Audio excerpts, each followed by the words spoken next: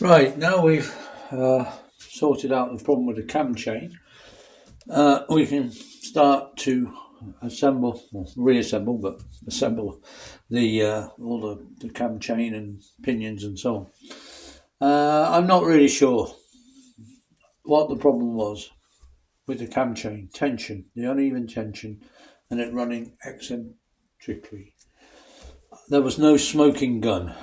As I would like to say, you want to find the smoking gun. Aha, you went, aha, there it is. There's the beggar. That's what it is.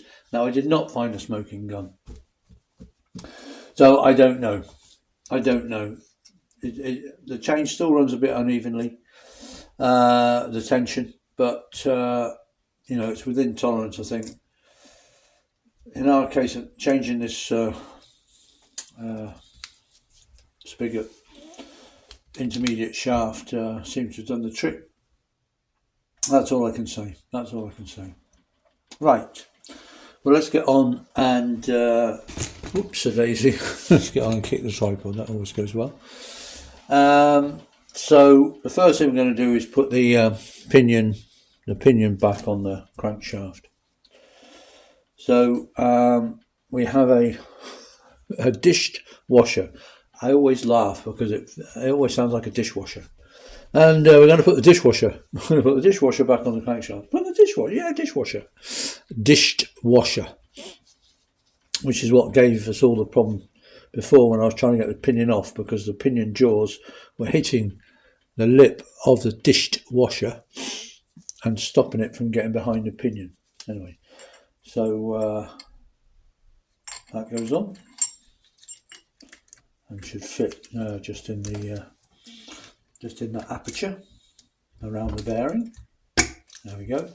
Pushes in, went in eventually, right up against the bearing.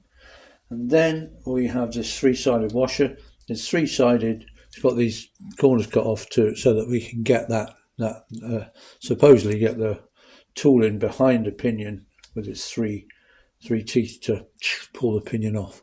That's why it's got those gaps. It's got a very slight bevel on the front and it's very flat on the back. So the flat side goes in against the dished washer. Then, and only then, we have the Woodruff key that goes on the crankshaft that's going to hold the pinion in place. And hopefully you can see, if I get this to focus, that it's got a flat at one end. It's normal at one end and then it's cut off at this end. That cut off end obviously goes in towards the washers, in towards the centre of the engine. That's why it's cut off flat, because otherwise it would get in the way of those washers. So hopefully we get that in. These are always very tricky, but I'll get it in eventually. Okay, and just very gently tap it down. And I've got a very blunt old screwdriver. I just tap the rear end down. You don't want to damage the key, but you do want it seated. There we go, fully seated. Otherwise, obviously, the pinion won't go over it. Right, can we see that? I think you can see that the Woodruff key is now there in situ. I think you can probably just about see that. Yeah, with the cut-off end to the back. Now we've got the pinion, which we're going to put on over the crankshaft. Okay, the crankshaft pinion. The only thing to note is that it has got a punch mark on the outside, which I've put Tipp-Ex on just so that we can really see it. And so when you put it on, just don't make sure you don't put it on inside out, because of course there's no punch mark, and then you'll be stuffed. Because that punch mark is what we use for timing for the valve timing. Okay, so that's the only thing to note. And then when we put it on, obviously we need to line up the groove in the pinion. Yeah, I can never get this thing to focus. Yeah. Line up that groove obviously with the Woodruff key.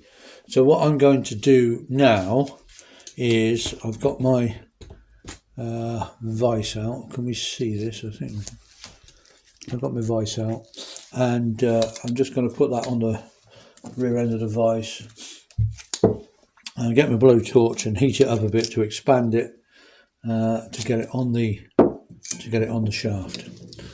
Normally it won't. They're not normally that tight, but it'd be good. You know, it's always good just to heat it a bit, just to expand it to get it on. So I'm going to do that now.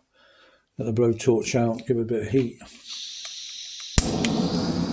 Okay, and just warm it through, expand it a bit, and then we can get it on the crankshaft. Right, there we are. We've just heated it up a bit.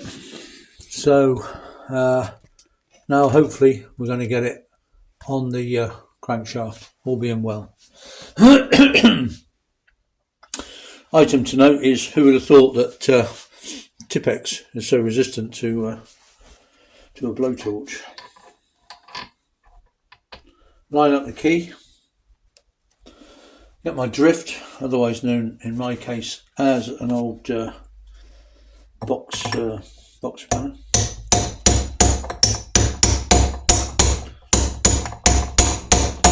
Make sure it's lined up. When it's lined up, it will go on. If it's not lined up, it won't go on.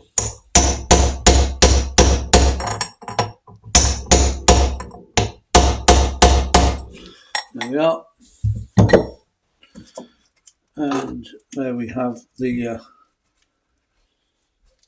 crankshaft pinion in place, locked on with a Woodruff key, and we've got the timing punch mark, which we'll need at the top, but we'll come on to that in a minute. Now we've got that done, then we can turn to the actual timing, the sprockets and timing chain.